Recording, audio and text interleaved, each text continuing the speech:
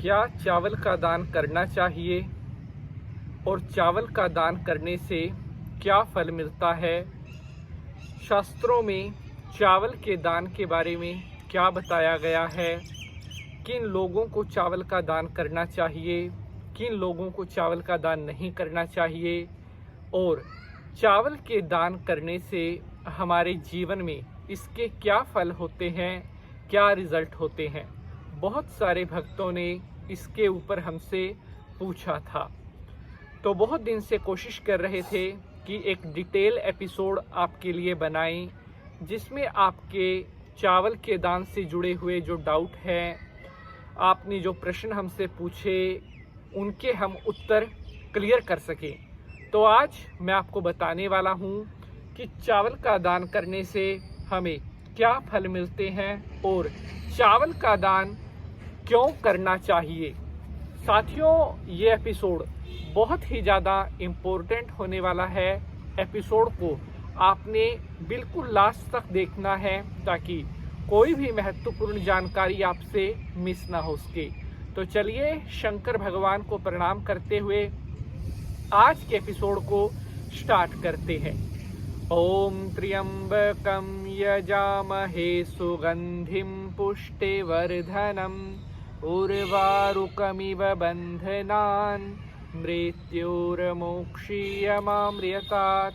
बोलिए शंकर भगवान की जय। हर हर महादेव। तो नमस्कार, आभार। आप देख रहे हैं आपका अपना YouTube चैनल और मैं पंडित नितिन शास्त्री आप सभी भक्तों का आज के एपिसोड पर हार्दिक स्वागत करता हूं। आशा करते हैं आप सभी स्वस्थ होंगे, मस्त होंगे और भगवान भोलेनाथ की कृपा आप सभी के ऊपर बनी रहे। प्यारे साथियों, आज हम बात कर रहे हैं चावल के दान के बारे में कि चावल का दान किस समय करना चाहिए और इस दान को करने के क्या बेनिफिट होते हैं। साथियों, आप सभी को पता है कि जब भी कोई पूजा पाठ होता है, जब भी कोई धर्म कर्म का कार्य हम करते हैं, तो उसमें चावल पूजा में प्रयोग किए जाते हैं, फूल भगवान को चढ़ाए जाते हैं। वैसे ही अक्षत, जिन्हें चावल कहते हैं, ये भी भगवान को चढ़ाए जाते हैं। कहते हैं अक्षत भगवान को चढ़ाने से वो बहुत जल्दी प्रसन्न हो जाते हैं और हमारी मनोकामनाओं की पूर्ति करते हैं। चावल भगवान को चढ़ाने से हमारी मन की जो इच्छा होती है, हमारे मन की जो मनोकामना होती है, वो हमारे इष्ट देवता, हमारी कुल देवी बहुत जल्दी उस मनोकामना को फलीभूत कर देते हैं। लेकिन यहाँ पर सवाल आता है, जो आपने प्रश्न किया था कि क्या चावल का दान भी करना चाहिए। एक बहुत इंपॉर्टेंट प्रश्न है साथियों। वैसे तो हमारे सनातन धर्म में बहुत से दान ऐसे बताए गए हैं जिनको करने से मनुष्य अपने सभी पापों से छुटकारा पा सकता है। उसी तरह से चावल का दान हमारे सत्य सनातन धर्म में एक ऐसा दान बताया गया है जो शायद सबसे ज्यादा पुण्य देने वाले दानों में से एक है। चावल का दान महादान कहा गया है।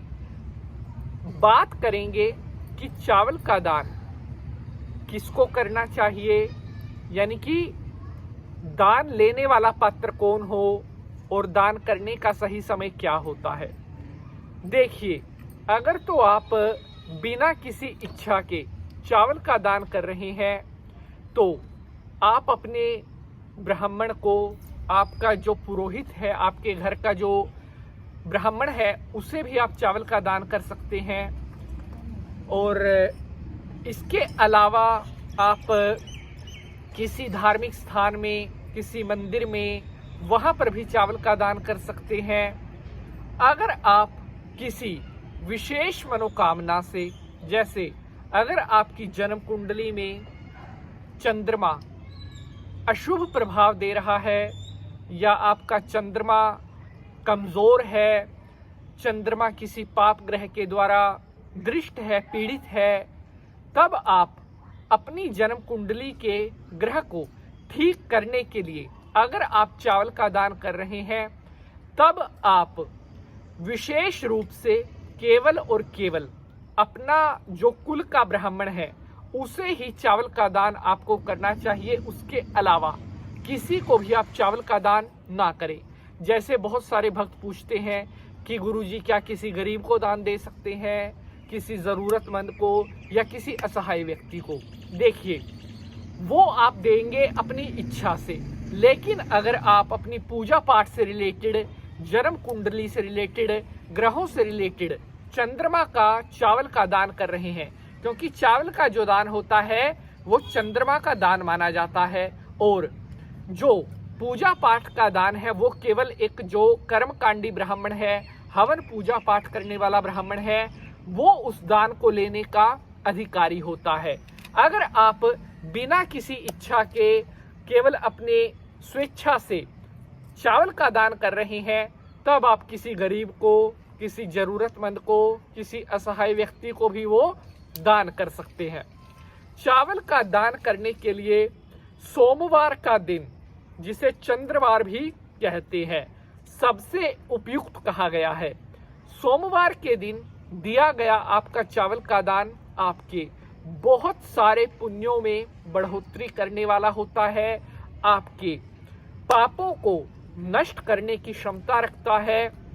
चावल का दान करने से माता के शरीर पर भी अगर कोई कष्ट है, कोई पीड़ा है, वो दूर होती है, क्योंकि चंद्रमा जो है वो माता का भी प्रतिनिधित्व करता है। साथ ही चंद्रमा हमारे मन को भी प्रभावित करता है। चंद्रमा का जितना हम दान करते हैं, चावल, दूध, जितना हम सफेद वस्तुओं का दान करते हैं, उतना अधिक हमारा चंद्रमा मजबूत होता है। और चंद्रमा जब हमारा मजबूत होगा तो हमारे मन से, माइंड से लिए गए डिसीजन हमेशा अच्छे होंगे, हमारी माता का स्वास्थ्य ठीक रहेगा, और लाइफ में हमें चंद्रमा से रिलेटेड नई नई सक्सेस देखने को प्राप्त होंगी। तो आज के एपिसोड से रिलेटेड अगर आपका कोई भी कमेंट, कोई भी प्रश्न है तो आप पूछ सकते हैं। अगर एपिसोड पसंद आया है तो इसे लाइक और शेयर जरूर करेंगे। आज के लिए बस इतना ही। अब आपसे अगले एपिसोड में मुलाकात होगी किसी नए विषय के साथ। तब तक के लिए जय भोलेनाथ।